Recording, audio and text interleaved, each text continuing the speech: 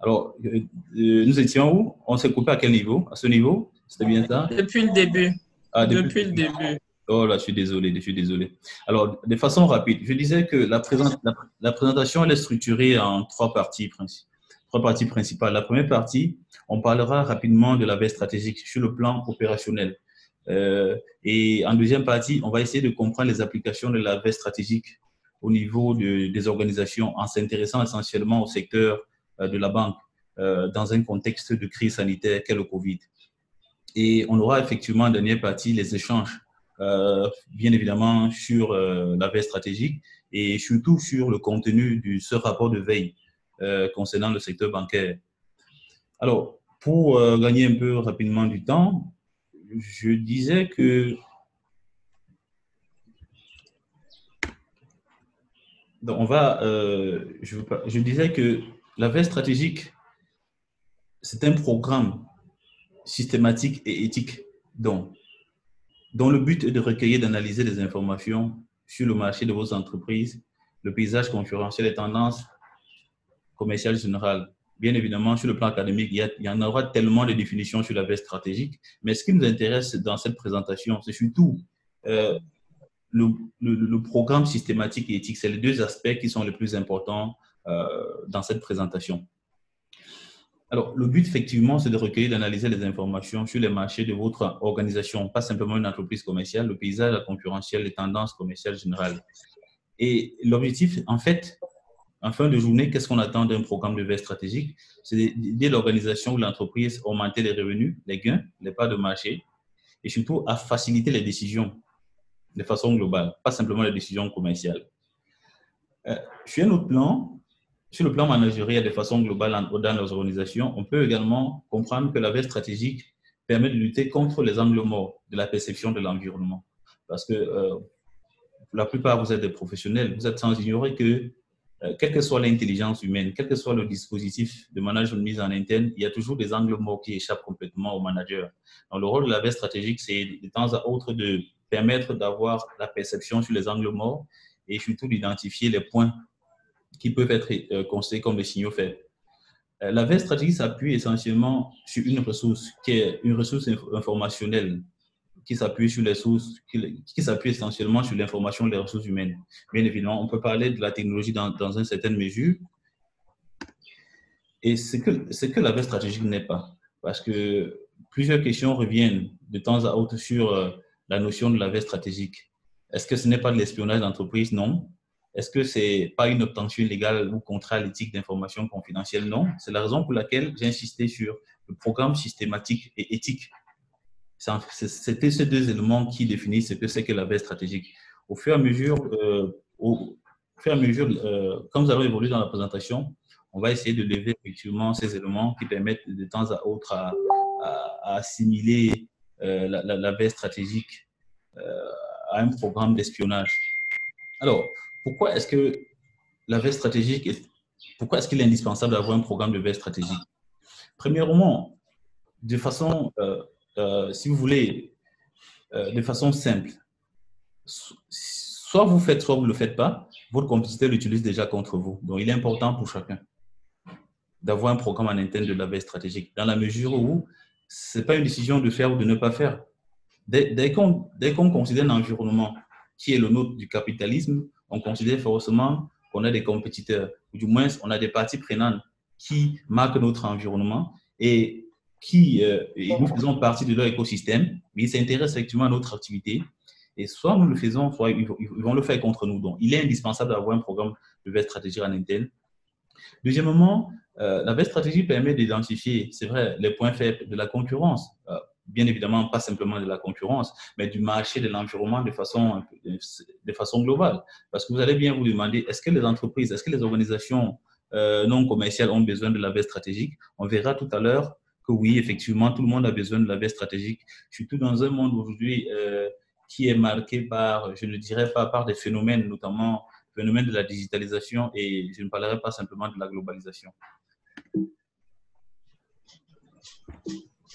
Alors, il existe plusieurs niveaux de la veille stratégique. Comment est-ce que cela comment dire ça, est concrétisé au niveau des organisations? Il existe plusieurs niveaux. On a le niveau stratégique et le niveau opérationnel.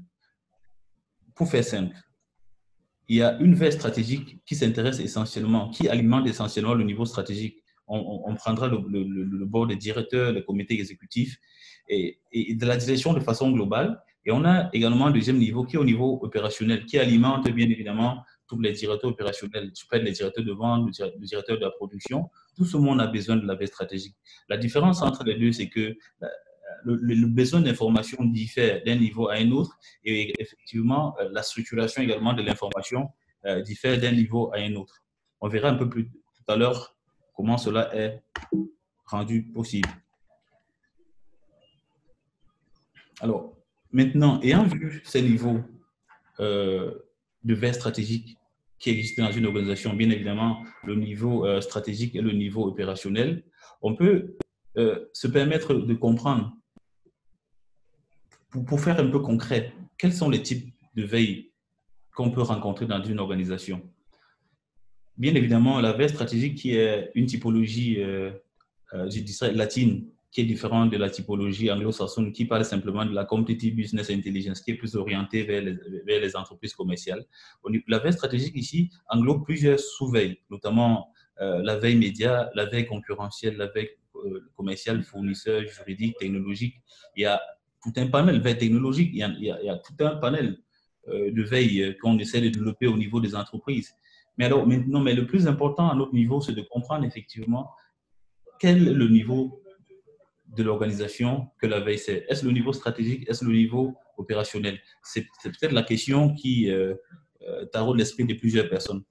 Alors, je dirais que la réponse à cette question nous amène premièrement à comprendre le fondement de la veille stratégique.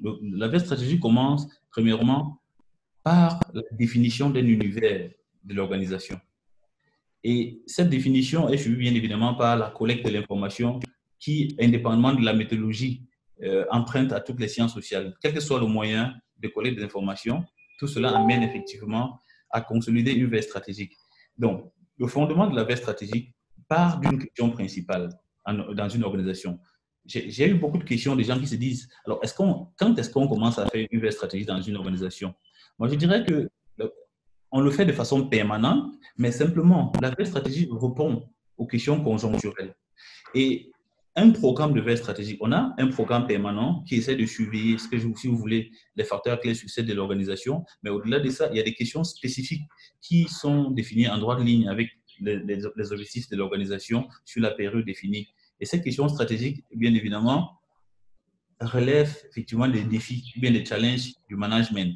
Et quand on part d'une question de départ, elle amène à définir un univers dans lequel on va collecter de l'information. Maintenant, quand cet univers, quand cet environnement est défini, on peut identifier les sources d'information et après avoir identifié les sources d'information, on peut donc décider, choisir les outils spécifiques ou bien les mieux adaptés pour collecter l'information dont nous avons besoin.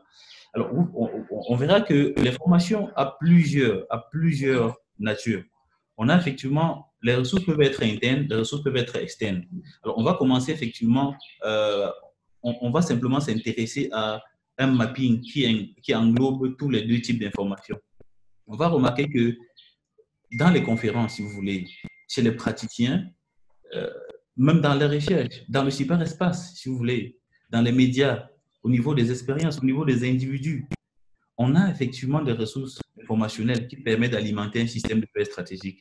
Mais simplement, quelle est la nature, effectivement, des sources? Si vous voulez, les contenus des sources, nous avons des sources qui relèvent du domaine public. À ce niveau, nous avons tout un panoplie qui relève aussi de ce que j'appellerais de la recherche secondaire. On verra ça un peu tout à l'heure. Dans le domaine public, nous avons les documents gouvernementaux, les rapports annuels, les rapports d'analyse, les bases de données publiques, les discours, les diffusions de médias, même les médias écrits, tout ce qui est médias et les associations commerciales, si vous voulez, les journaux d'entreprise. Ça, c'est toute une panoplie des sources publiques qui relèvent de tout le monde. Maintenant, on a des sources qui ne sont pas du domaine du public, notamment, si vous voulez, les changements de statut d'une organisation, on a l'intelligence humaine, on a les salons, les foires, qui sont également les grandes sources valorisées de veille stratégique, de collecte des informations. On a surtout des questions aux employés durant les entretiens d'embauche. C'est le moment privilégié pour les organisations pour collecter beaucoup d'informations, à la fois dans l'environnement, à la fois sur la concurrence. On a également la question liée aux clients aujourd'hui. Je vais m'arrêter une petite seconde aujourd'hui pour dire que sur le plan académique, il y a un débat au niveau des praticiens qui concerne effectivement ce que j'appellerais les sources secondaires, si vous voulez, les sources secondaires, les sources primaires. Parce qu'auparavant, la cloison était étanche entre les sources secondaires et les sources primaires, mais aujourd'hui, avec la digitalisation, on n'a plus besoin aujourd'hui forcément d'aller interroger, si vous voulez, un client ou bien interroger, avoir une source interne ou bien scruter toutes les productions d'informations sur la concurrence pour comprendre effectivement quelle est l'orientation, quels sont les besoins de ces clients. On a les outils d'analyse aujourd'hui qui nous permettent, à travers les outils, à travers les médias sociaux, de connaître quels sont, si vous voulez, de façon globale, quelles sont les recherches, quels sont les besoins réels des clients de la concurrence aujourd'hui, quel est l'avis des consommateurs, quel est l'avis du grand public sur des questions spécifiques liées peut-être à notre environnement ou bien liées à notre concurrent. Ces éléments, on n'a plus besoin aujourd'hui de déployer les efforts qu'on le faisait de cela 5 ans. Il suffit simplement d'avoir le bon outil, d'analyser toutes les quêtes, toutes les recherches mises en ligne par les clients, tous ceux qui sont supposés être clients de la concurrence, pour qu'on connaisse clairement quel est leur besoin et de décider et de comprendre quelle est l'orientation globale, quelle est la spécificité de leurs produits, quels sont leurs points de faiblesse. Donc, le contenu des informations au niveau de la veille stratégique est très important. Il y a le domaine public qui relève surtout des sources secondaires, c'est-à-dire des informations produites par un tiers pour un besoin quelconque qu'on peut réutiliser. Ça peut être des rapports, des études, ça peut être une étude globale, ça peut être, si vous voulez, les CIA-FART, des instituts, des organismes internationaux de production des statistiques dans des domaines spécifiques. Ça, c'est des sources dont tout le monde peut accéder, mais au-delà de cela, on a des sources spécifiques qui sont des sources humaines qui relèvent plus de la recherche primaire. J'ai évoqué les foires et salons, j'ai évoqué les questions aux employés durant des interviews, j'ai également évoqué des questions aux clients, des clients, par exemple, des consommateurs, les retours des clients également sont également une très grande source d'information. Je veux prendre encore une minute supplémentaire pour vous raconter une petite anecdote. La plupart, dans les secteurs tels que la grande distribution, dans les pays un tout petit peu développés, ils n'ont plus besoin d'installer, de s'intéresser effectivement aux sources internes à des concurrents. Tout ce qui les intéresse, c'est le marketplace. Ils se concentrent essentiellement sur le point de vente. Et sur le point de vente, ils collectent tout type d'informations liées à la fois sur leurs produits personnels et bien évidemment sur les produits de la concurrence et d'en décider les points forts et les points faibles. Cela, peut-être tout à l'heure, si on a du temps, on verra également comment cela est rendu possible. Maintenant, sur le plan de la méthode, comment se déploie la veille stratégique? Alors, la veille stratégique, ou l'art de la méthode, est celle de la collecte des informations en sources primaires et sources secondaires. Il est important de comprendre que les sources primaires, ce sont des données que les gens collectent à l'origine pour un objectif de recherche spécifique, tandis que les ressources secondaires sont des données qui sont collectées à l'origine par quelqu'un d'autre, souvent à d'autres fins. Alors, la principale différence, si vous voulez, entre les données primaires et secondaires sont des sources d'où elles sont recueillies. D'abord, les sources primaires, comme je le disais, sont conçues pour répondre à des questions spécifiques. Par exemple, si Média Intelligence promet un sondage durant ce webinaire sur la connaissance de la veille stratégique, sur la connaissance et, si vous voulez, et la pratique de la veille stratégique au Cameroun, ça va relever d'une source primaire. Maintenant, si je vais interroger la littérature disponible sur Internet ou bien dans les universités sur la veille stratégique de façon globale, ça relèvera d'une source secondaire. Bon, c'est la différence qu'on a sur les deux éléments. Et la collecte des deux informations obéit à la loi de 80-20. C'est-à-dire que les gens mettent 80%, ils utilisent 80% de leur temps pour collecter le 80% du volume d'informations en source secondaire. Parce que les informations sont disponibles, il y a plusieurs auteurs. Ça rentre dans le domaine, la plupart du temps, ça rentre dans le domaine public. Les informations sont disponibles et accessibles. C'est pour ça qu'ils mettent juste 20% du volume du temps. Pourtant, ils mettent 80% du volume de temps pour collecter juste 20% du volume d'informations disponibles. Pour collecter 20% du volume d'informations disponibles sur les sources primaires. Parce qu'à ce niveau, on prend 80% du temps parce que les sources sont rares. Il faut identifier la personne indiquée, la personne ressource qui sera à même de vous donner de l'information recherchée. Donc, c'est le distinguo qu'on peut avoir rapidement entre les sources primaires et les sources secondaires et qui constitue, si vous voulez, le point névralgique de la veille stratégique. Les sources primaires et les sources secondaires. Et bien évidemment, les sources secondaires rentrent dans tout ce que je venais de citer tout à l'heure, les médias, les documents gouvernementaux, tout ce qui relève du domaine public où l'on peut accéder à l'information de façon autorisée. Et maintenant, il y a un autre point qui permet de distinguer la veille stratégique et des autres sciences sociales. Parce que, bien évidemment, si je reviens à la définition du départ, qui disait que la veille stratégique est un programme systématique et éthique de collecte des informations.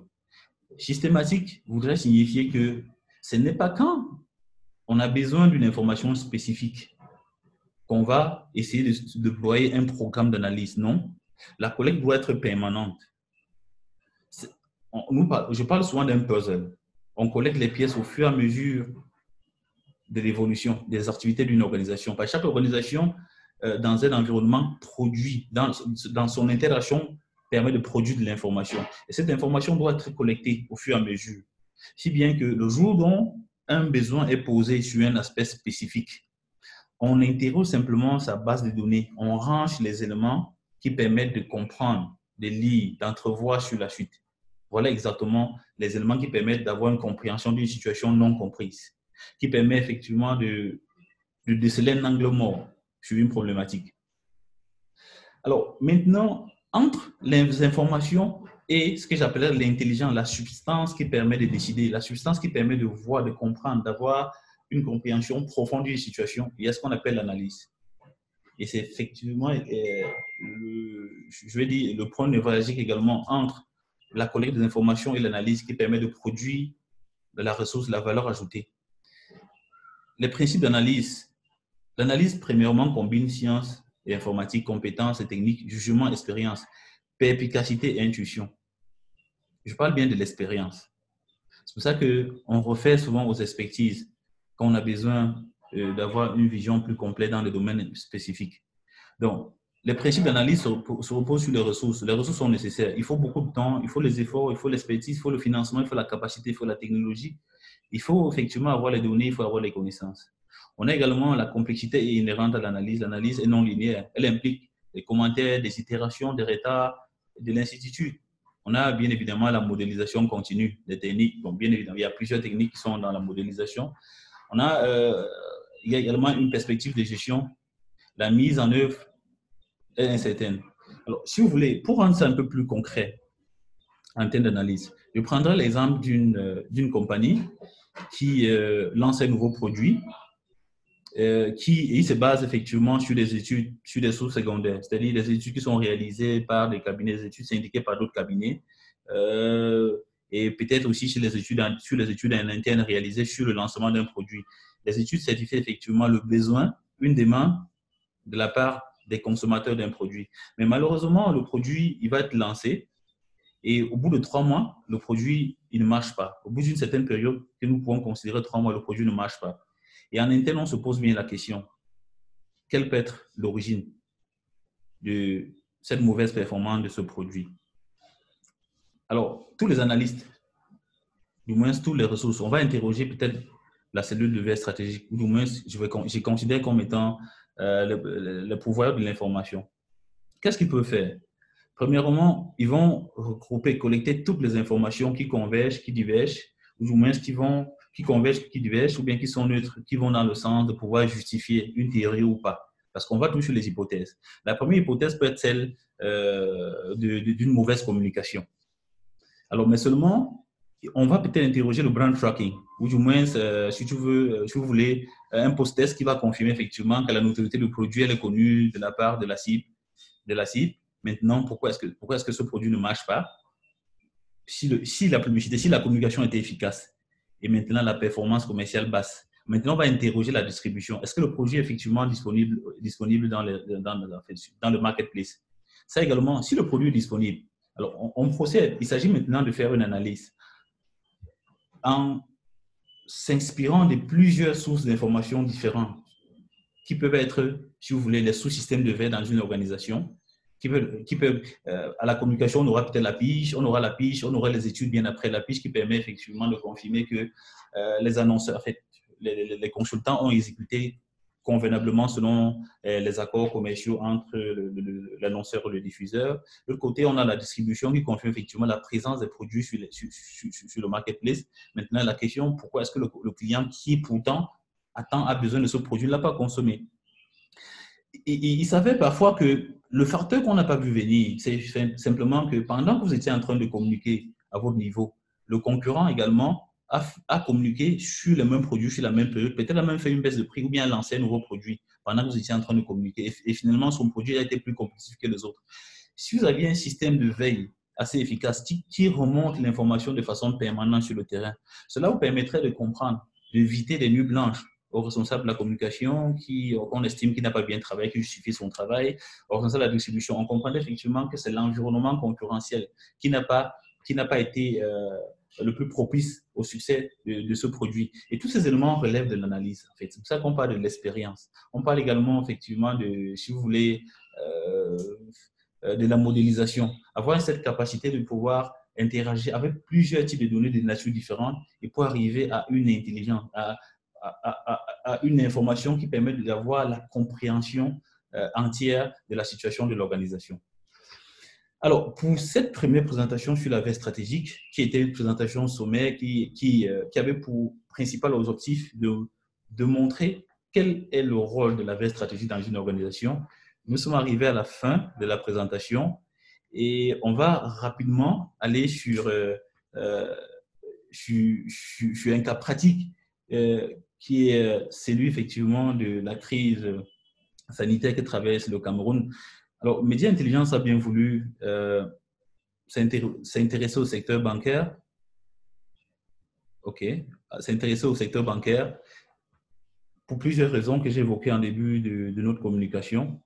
Premièrement, c'est un secteur qui fait partie des top 10 en termes de revenus. Deuxièmement, c'est un secteur aujourd'hui qui déjà, avant le déclenchement de la crise sanitaire, au niveau du Cameroun, on a 12 banques commerciales. Environ toutes les banques commerciales aujourd'hui ont adopté une solution digitale.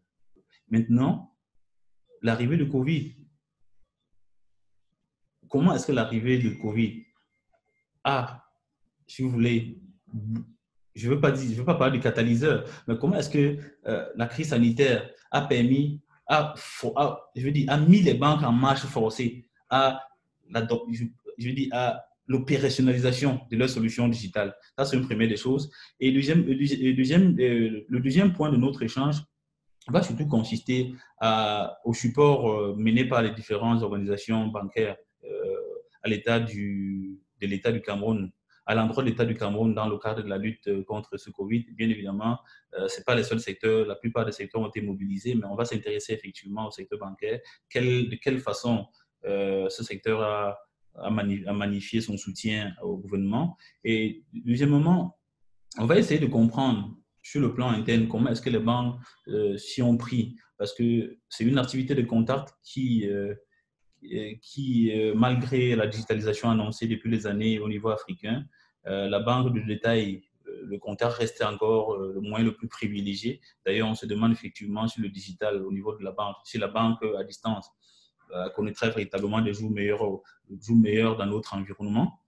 Et plusieurs banques ont donc utilisé cette opportunité pour opérationnaliser un ensemble de panels de services déjà existants dans leur offre. Et troisièmement, on va essayer de comprendre si la crise sanitaire n'a pas été plutôt une opportunité commerciale pour ces acteurs, compte tenu du fait que l'État du Cameroun et le régulateur a surtout encouragé les solutions pour limiter les contacts dans le cadre effectivement des mesures sanitaires de la crise. Alors, je vais immédiatement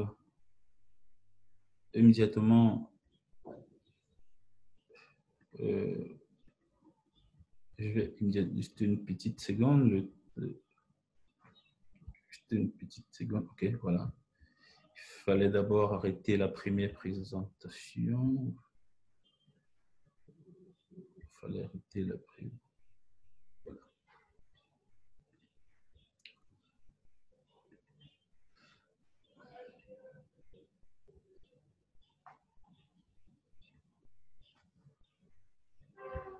Merci, désolé de l'attente. Là, on y va immédiatement.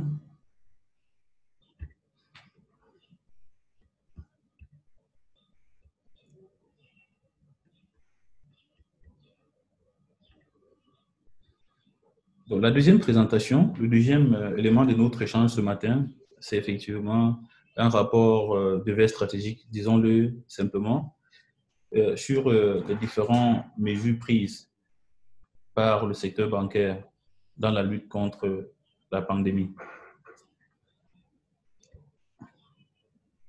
Alors, cette présentation sera structurée en deux parties. On va rapidement contextualiser le contexte du Covid au Cameroun.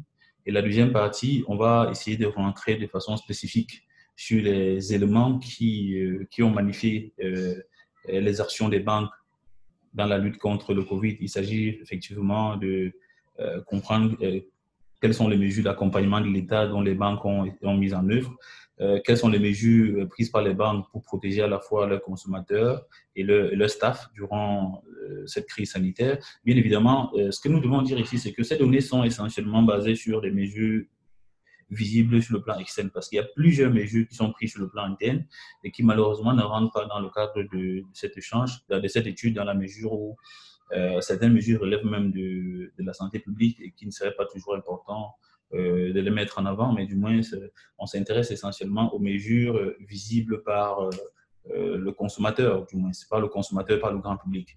Et le deuxième point, on va également essayer de comprendre comment est-ce que cette crise a été plutôt un catalyseur pour la transformation digitale des banques au Cameroun. Alors, de façon globale, moi je dirais que si on doit revenir un tout petit peu sur l'historique de la crise sanitaire au Cameroun, tout part du 6 mars avec les 10 cas confirmés d'infection au Cameroun. Et au 16 mars, et le gouvernement qui adopte immédiatement les 13 mesures au 17 mars et pour des mesures réponses pour pour barrer la voie au Covid au niveau de la population de façon globale. Mais ce qui est plus intéressant pour nous, c'est que 10 jours après, c'est-à-dire le 27 mars, la BR va énumérer un ensemble de... ils vont commettre, si vous voulez, des directives liées effectivement à la lutte contre le Covid en limitant les contacts physiques.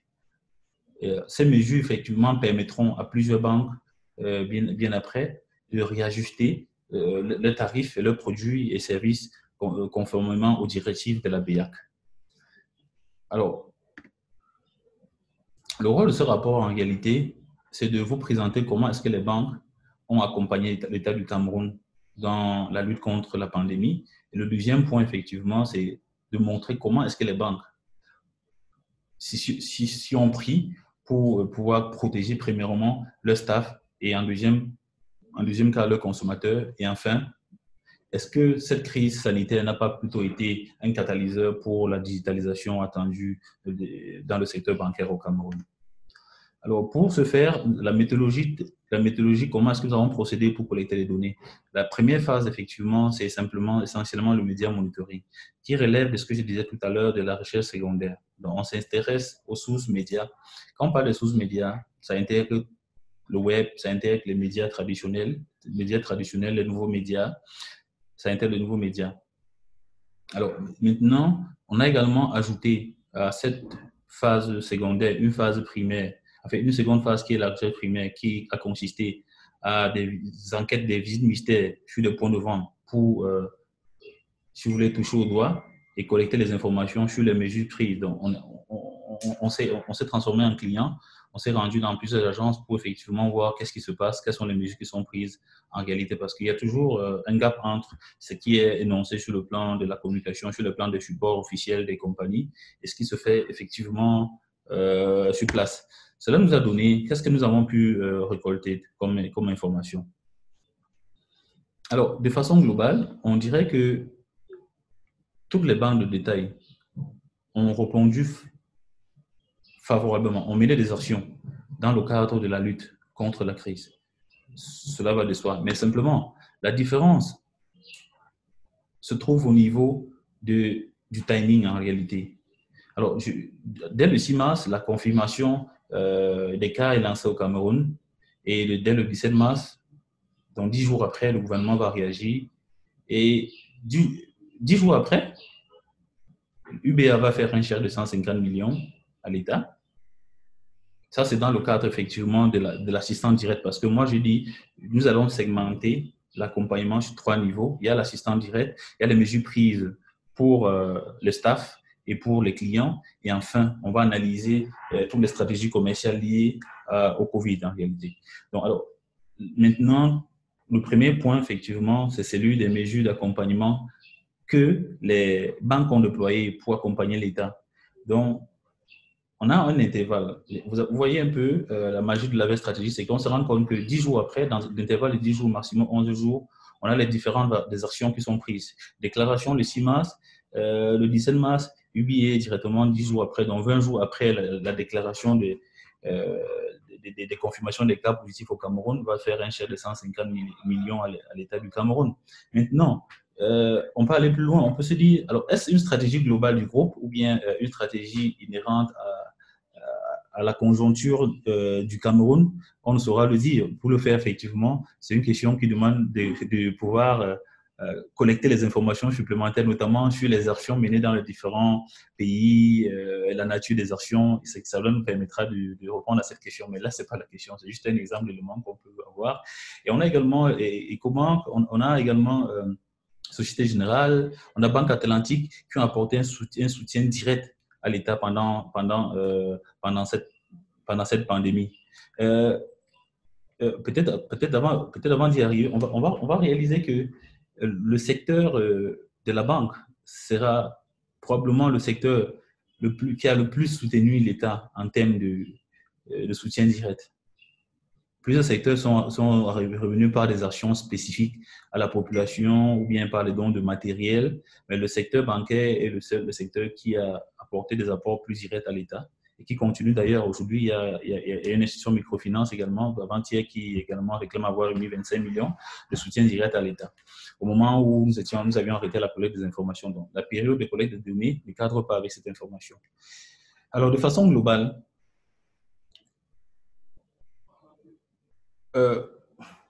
quatre banques sur 12, dont 33% de banques, ont donné environ 350 millions en cash et produits sanitaires fait d'évaluer en valeur monétaire. Donc 350 millions environ a été remis à l'État du Cameroun dans le cadre de cette lutte.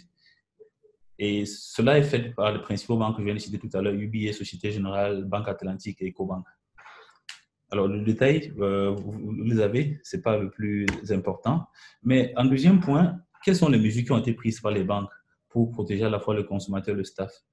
Vous allez remarquer, chaque fois, on s'intéresse on a une analyse quantitative, c'est-à-dire de façon globale, qu'est-ce qui a été fait, mais on a également une analyse qualitative qui permet si vous voulez, d'isoler, de mettre en avant les actions et de comprendre effectivement quelle était je veux dire, quel est le niveau décisif, ou du moins, quelle banque est plus réactive.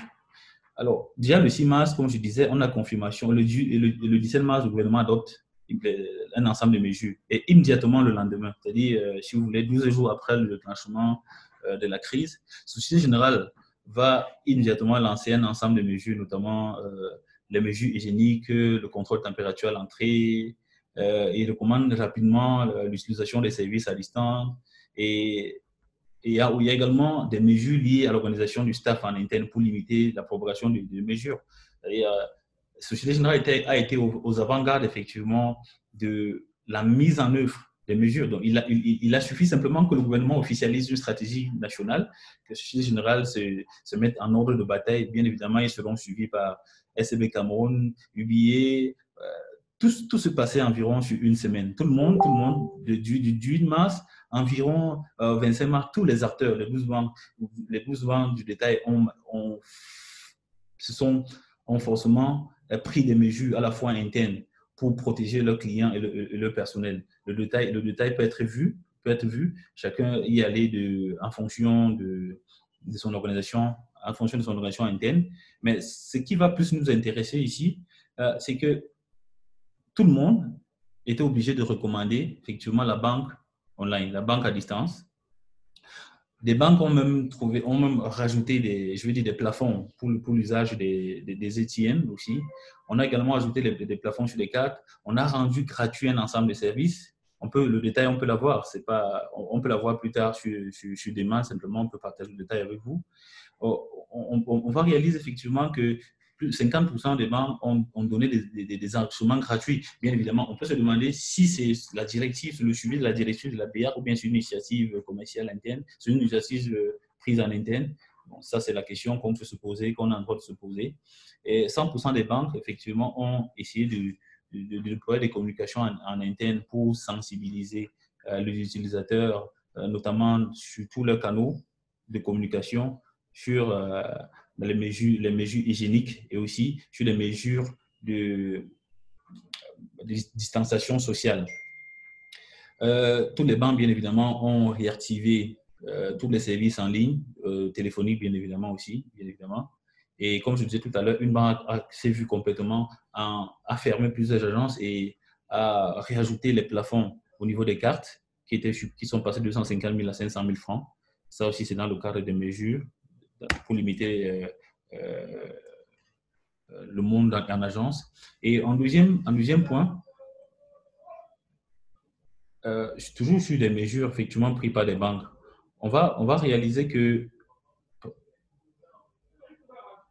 au-delà de toutes les mesures qu'on peut retrouver chez tous les autres banques, notamment le respect de la distance et sécurité, la désinfection aux entrées, on a également certains qui ajoutent même le contrôle thermique, le contrôle des températures à l'entrée des banques. Aujourd'hui, elle a évolué. Nous avons le cas d'African First Bank qui offre carrément des cabines, des désinfections à l'entrée de leurs agences aussi prise de température, tout est intégré là-dessus.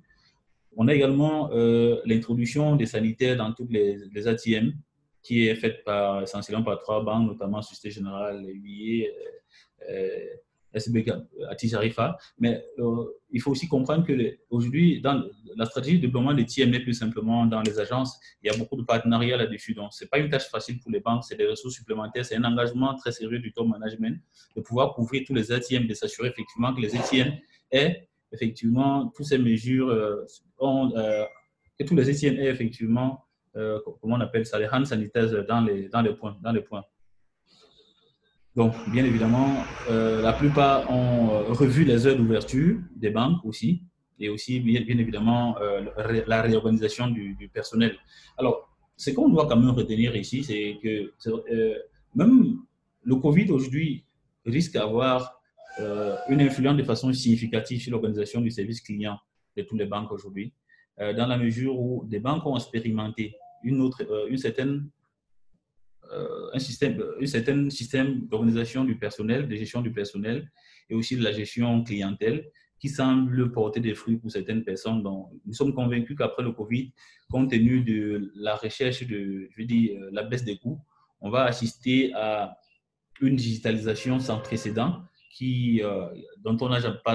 dont on n'avait pas encore connu au Cameroun. Donc, il faut s'attendre à des jours à venir que des banques adoptent des mesures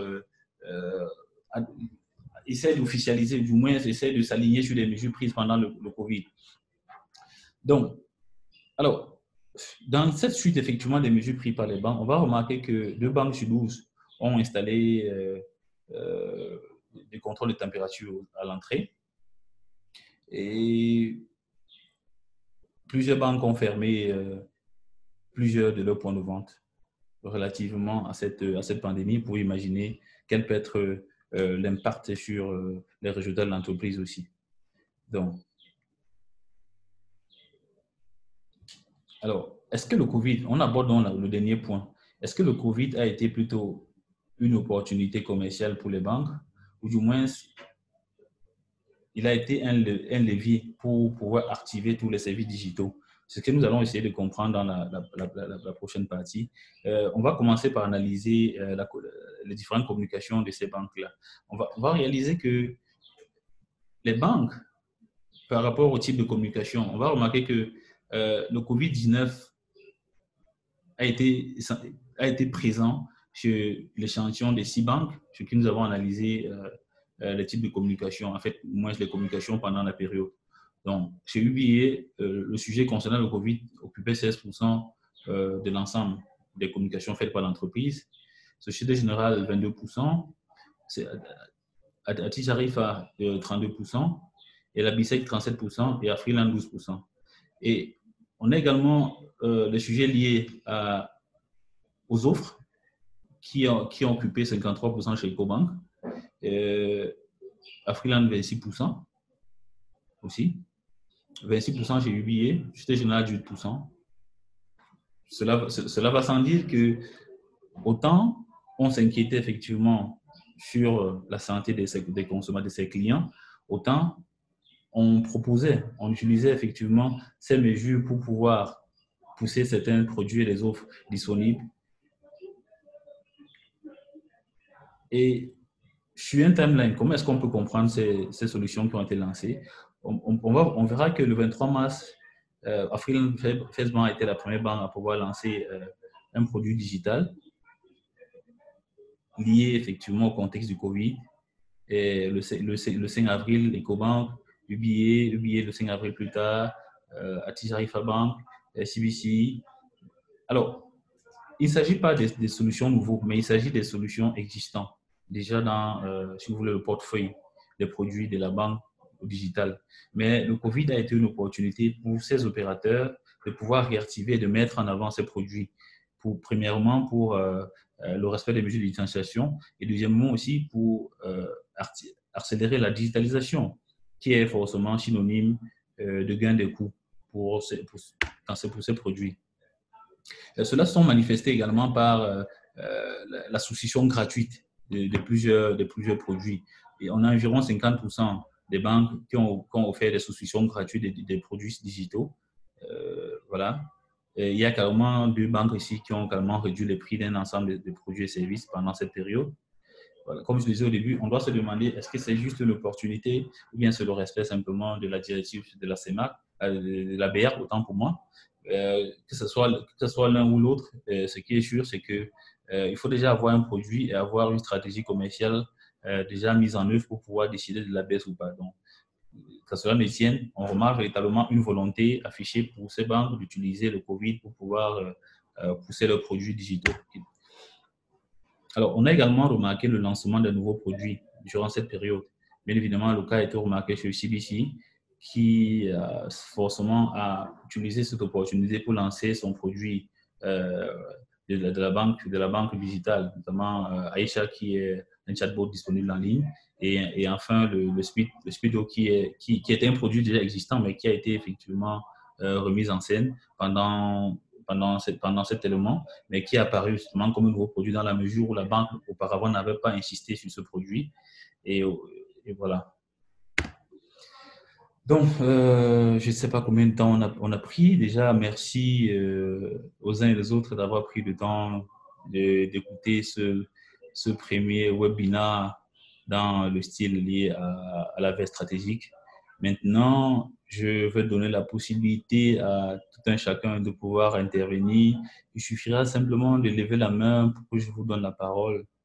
On peut revenir sur des aspects pas comprises. On peut également revenir sur la première présentation. Tout dépendra de vous. Merci Nathalie.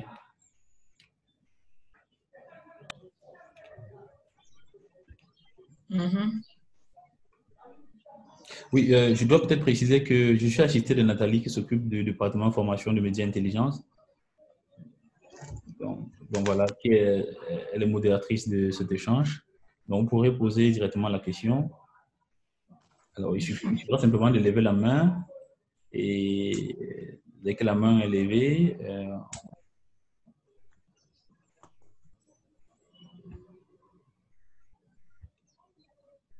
alors, je précise également que nous sommes diffusés en direct sur Facebook.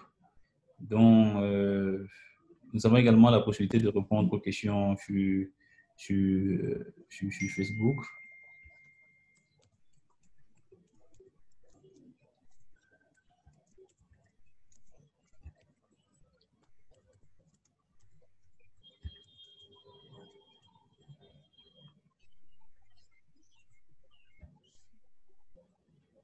Alors, donc voilà. Voilà, Monsieur Collins, est-ce que vous pouvez poser la question? Vous êtes sur question-réponse? Oui, voilà.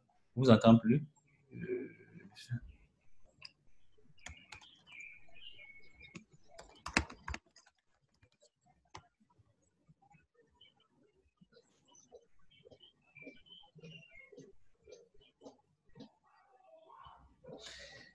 Alors, c'est vrai que nous avons prévu ce webinaire pour 40 minutes. Compte tenu des petits retards, on peut également se permettre des 7 minutes supplémentaires.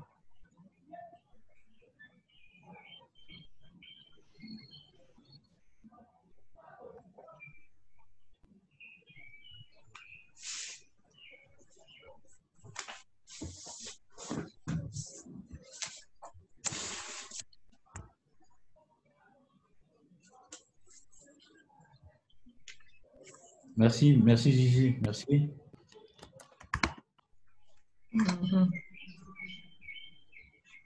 En attendant de recevoir les questions et les réponses, nous tenons à vous rappeler que ce rapport complet est disponible dans nos Amédia Intelligence. Il suffira de demander, ainsi que d'autres rapports sur d'autres secteurs d'activité, transfert d'argent, toujours liés à la crise Covid. Donc, vous pouvez nous passer vous pouvez nous faire part de votre besoin et nous pourrons avoir dans notre base de données différents rapports liés à la crise Covid ou pas qui pourraient vous aider dans l'exercice de vos activités. Alors, il y a Blaise, il y a Blaise là, qui a levé la main. Il y a Blaise qui a levé la main. Blaise, vous avez le micro, vous avez le flow. Est-ce que vous m'entendez? Parfaitement, Merci. parfaitement, Blaise, merci. Bien, bonjour Rostand, bonjour Nathalie et bonjour aux personnes connectées. Je voudrais d'abord vous dire toute mon appréciation pour cette initiative et la qualité des données que vous avez pu produire. Il y a une première partie de votre rapport auquel moi j'avais accédé parce que membre de l'association des professionnels du marketing avec Rostand, qui nous avait donc fait le privilège de partager les premières données que Média Intelligence avait pu compiler. Et là, nous avons la présentation complète de votre enquête. Donc, c'est intéressant. J'ai deux contributions, une réaction et je dirais une question. La réaction, c'est pour justifier ou pour expliquer un peu, quand Rostand posait la question de savoir quels étaient les leviers qui avait motivé la réaction des banques, parce qu'effectivement, il faut reconnaître qu'elles ont été à l'avant-garde de cette riposte à côté du gouvernement. Je pense que c'était deux choses. La première est liée à la nature même de l'activité de la banque, hein, et c'est dommage que le Covid vienne interrompre une initiative que la PCAM était en train de structurer qui s'appelait la Semaine du banquier, qui avait justement pour objectif de remettre un peu au centre du débat le rôle du banquier dans la société en tant que compagnon de l'agent économique, que ce soit l'entreprise ou que ce soit le particulier. Donc, dans cette crise, je crois que les banques se sont retrouvées à devoir jouer un rôle qu'elles jouaient, mais qui n'était peut-être pas toujours mis en valeur, qui est effectivement celui d'acteur central de l'économie. Et une crise comme celle-là qui a fragilisé les agents économiques remettait donc, je dirais, sur la sellette ce rôle du banquier qui devait donc se retrouver à l'avant-garde pour pouvoir mener le combat contre le Covid aux côtés des autres parties prenantes de la lutte. Donc, c'est cela que je voulais dire. Maintenant, s'agissant de la question, c'est un peu la suite de tout cela. Déjà, la suite en termes de collecte des données, puisque vous avez par exemple dit tout à l'heure qu'il y a un certain nombre d'initiatives que les banques continuent à prendre, mais on est déjà en dehors de la période du scope de l'étude. Est-ce que vous envisagez donc de pouvoir avoir une V2 qui intégrerait donc les nouvelles actions, parce que les actions continuent, les nouvelles actions qui sont encore en cours? Ça, c'est la première question.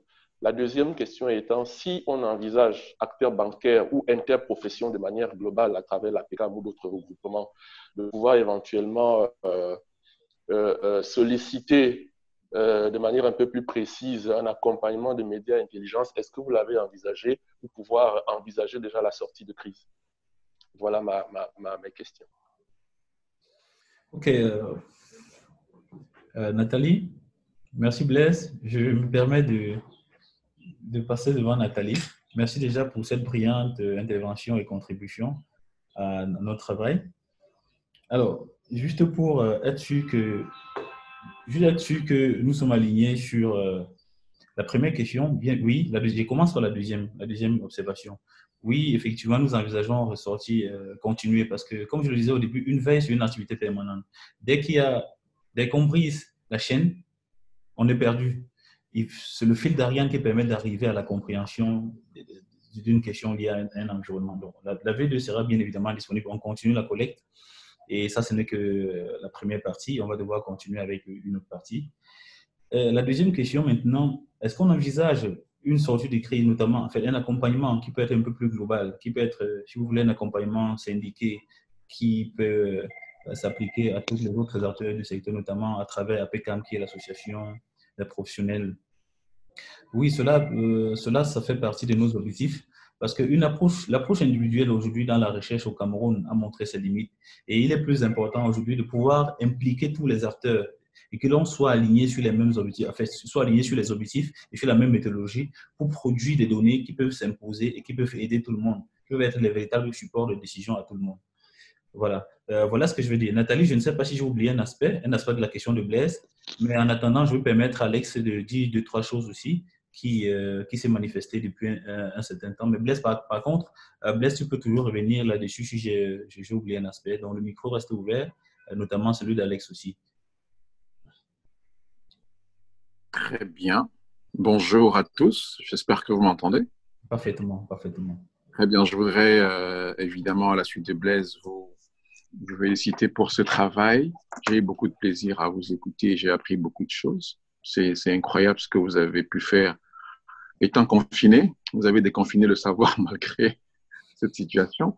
Alors, nous parlons d'une crise qui est d'abord sanitaire quand même. Donc, c'est une crise qui est sanitaire. Une crise qui a révélé à nous les humains à quel point nous sommes fragiles. C'est une crise qui nous a permis de prendre conscience plus qu'avant notre rapport à la mort, ou plutôt à la vie. C'est une crise qui également nous a révélé notre dépendance les uns des autres. Si je fais une erreur, je contamine Rostand, qui contamine Nathalie, etc. Donc, je dois veiller sur Nathalie et veiller sur Rostand, plutôt Nathalie que Rostand, mais enfin, on doit veiller sur les uns sur les autres. C'est une crise qui a modifié notre rapport au travail, qui va peut-être modifier notre rapport au travail. C'est une crise qui, en définitive, nous ramène à l'essentiel. L'essentiel, c'est quoi la vie, c'est quoi le plaisir, c'est quoi le bonheur, c'est quoi l'argent? C'est quoi l'argent? Et on parle des banques. Alors, je vais poser une question, puisqu'il y a des banquiers certainement qui nous écoutent. Je salue Blaise, et je vais titiller au passage. La banque au Cameroun, très souvent, prend son temps. Le temps est souvent long. On ne fait rien. On prend du temps pour tout. Est-ce qu'aujourd'hui, la banque, dans le cas de cette crise, ou comme conséquent de cette crise, réalise qu'elle doit revenir, elle aussi, à l'essentiel? Cette notion d'essentiel, pour moi, revient à transformer leur manière de faire, d'agir, à transformer l'écosystème des banques. On a parlé du côté digital, mais enfin, je parle même du rapport à leurs clients qui sont des êtres humains. Est-ce que les banques est-ce que cette crise aura un impact, selon vous, sur le rapport que les banques ont à leurs clients, autrement dit aux êtres humains qu'ils reçoivent chaque matin et soir et qu'ils gèrent par centaines? Je ne sais pas si ça fait partie du scope de votre travail, mais j'ai eu très envie de demander si nos banques ont senti ce besoin de retour à l'essentiel. Voilà. Blaise est toujours là, le micro il est ouvert, donc la question semble assez... Oui, je suis là, je ne sais pas. Il aurait peut-être été un peu plus objectif que le cabinet pendant cette période. Je pense que j'ai vu aussi, je vais le solliciter s'il est toujours connecté, le directeur financier de Société Générale, Colin Sambiana, qui était connecté au début du webinaire. Ce que j'ai envie de dire, c'est deux choses. à savoir que, et moi qui suis plus un professionnel du marketing qu'un banquier pur jus, je peux autant le dire avec la distance nécessaire que la première observation que l'on fait, technique, hein, celle-là, du point de vue de l'activité bancaire, c'est que c'est une activité extrêmement sensible. Parce qu'évidemment, elle est en rapport avec l'épargne des individus, l'argent des gens, comme on dit au quartier. Du point de vue, elle est fortement encadrée. Dans les services aussi encadrés que le secteur financier et notamment la banque. Et parce qu'elle est encadrée de cette manière-là, avec plusieurs niveaux de contrôle interne et plusieurs niveaux et institutions de contrôle externe, ça peut justifier, même si ça peut expliquer, même si ça ne justifie pas, l'apparence de temps ou de longueur que les processus prennent, notamment dans l'interaction avec les clients. Une ouverture de compte, une demande de crédit, etc., etc.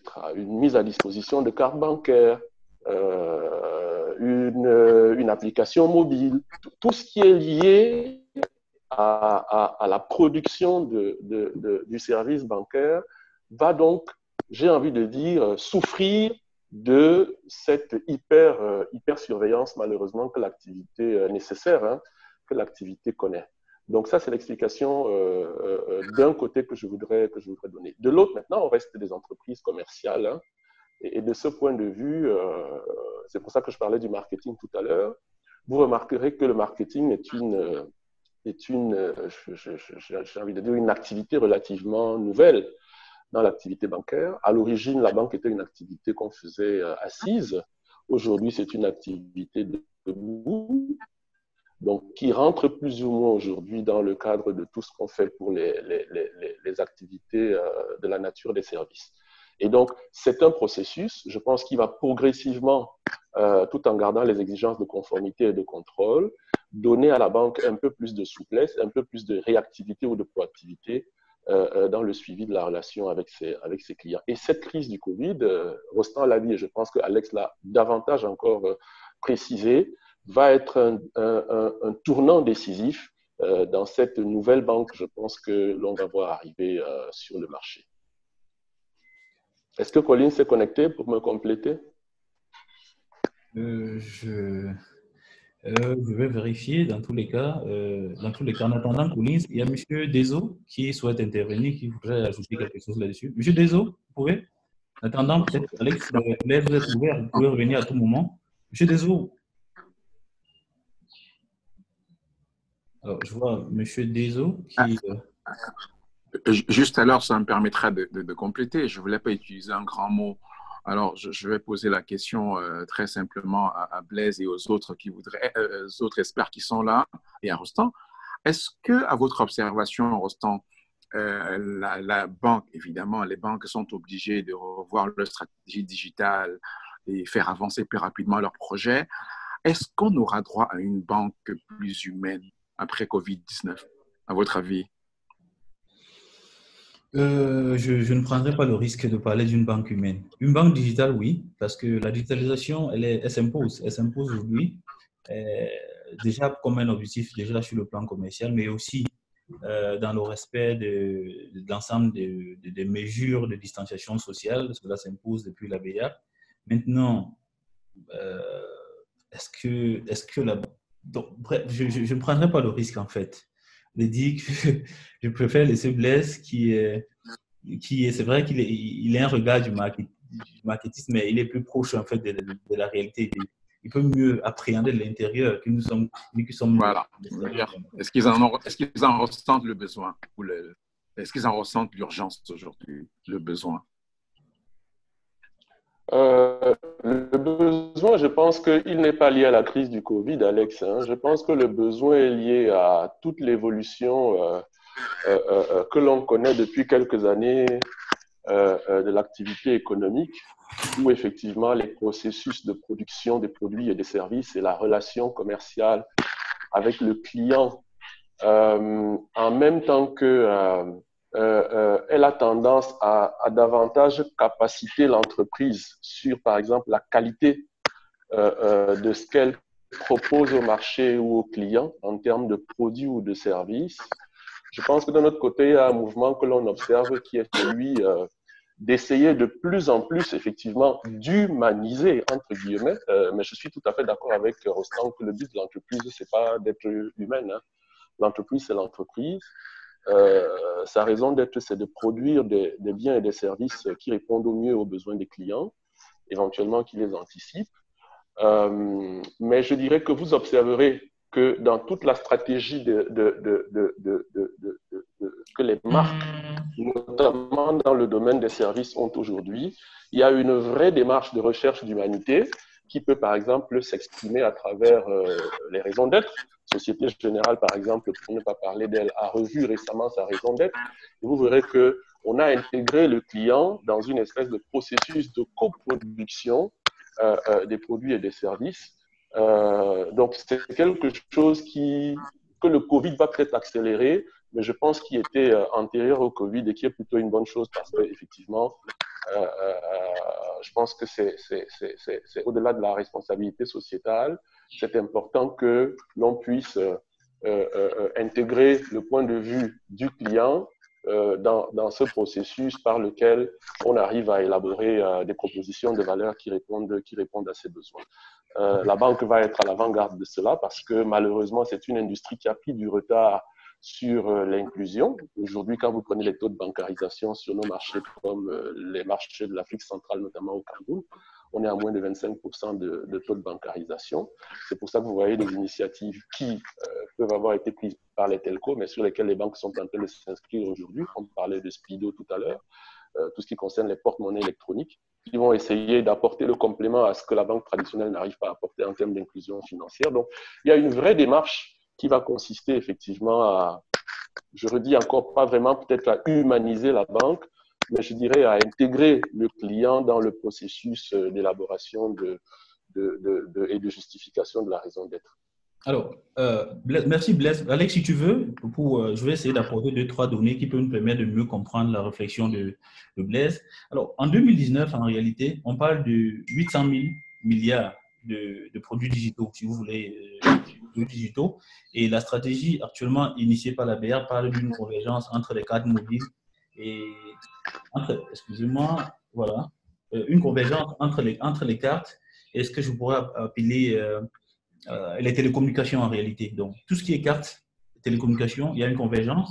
Et le digital est dans l'agenda de toutes les banques au Cameroun depuis pratiquement 2-3 ans. Maintenant, c'est la mise en œuvre qui était la principale difficulté. Et comme je le disais tout à l'heure, on a l'impression que le Covid, c'est une sorte de, si vous voulez, de levier, de marche forcée à la question digitale. Parce que pour moi, le digital, c'est premièrement une question commerciale.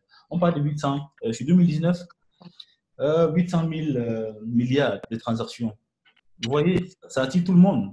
C'est la raison pour laquelle tout le monde se réveille aujourd'hui, toutes les institutions au niveau national, au niveau régional, tout le monde se réveille, tout le monde veut avoir le contrôle de Sandman. Mais seulement, la principale difficulté, c'est justement qu'une stratégie digitale est initiée par, à la fois, qui tient en compte à la fois, si vous voulez, les structures, notamment en termes d'incentives, la technologie, les acteurs, les institutions, mais au Cameroun, elle semble être autoritaire, elle semble venir simplement d'un régulateur là, qui essaie de dire, bon, voilà ce qu'on doit faire. En fait, si vous voulez, l'évolution, c'est des petits silos. L'évolution n'est pas convergente, elle n'est pas globale, mais c'est les petits silos, des petites entités qui essaient de développer des solutions sans tenir compte effectivement, si vous voulez, d'une politique globale qui pourrait être basée sur une politique, par exemple, liée aux incentives des différents acteurs. Vous voyez un pays comme le Maroc qui aujourd'hui a simplement 12% des transactions digitales et environ 98% des transactions dans le cash, malgré ce qu'on peut avoir à l'esprit, le Maroc qui est proche de l'Europe.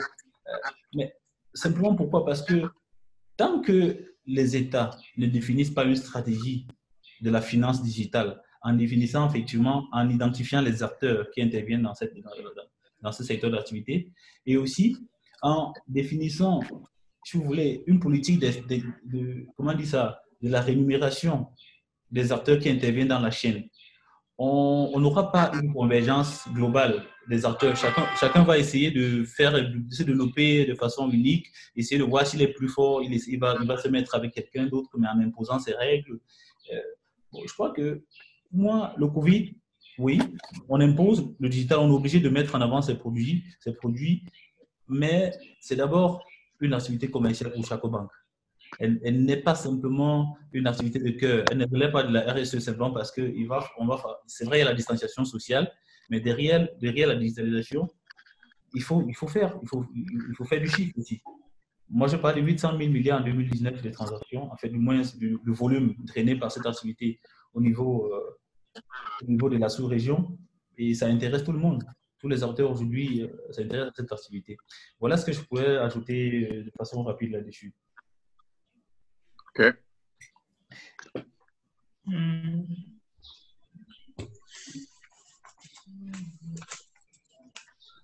Tout à l'heure, M.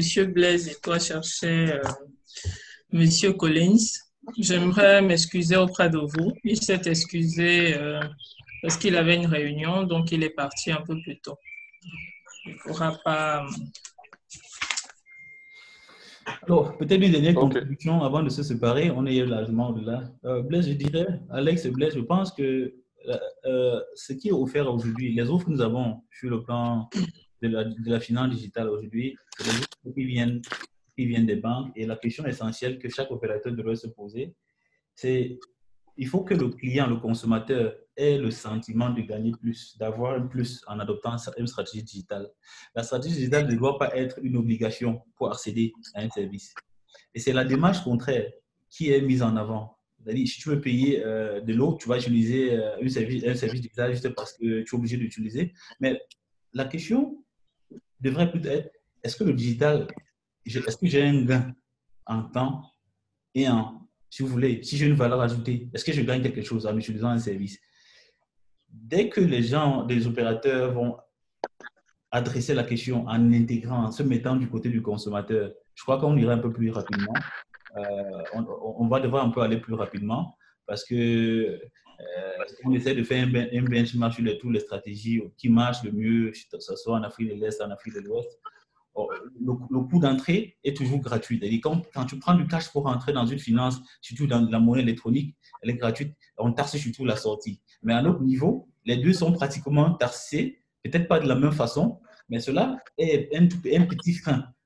On mène les enquêtes. Les gens adoptent des solutions digitales pas parce qu'ils veulent absolument, parce qu'ils n'ont pas le sentiment qu'ils en gagnent plus ou bien. Ils adoptent parce qu'ils n'ont pas d'autre choix. Et tant que le client pense qu'il adopte parce qu'il n'a pas de choix, le développement de ce produit ne peut pas être, je veux dire, les attentes ne peuvent être les mêmes que si le client l'adoptait parce qu'il estime vraiment que ça a une valeur ajoutée par rapport à ses attentes.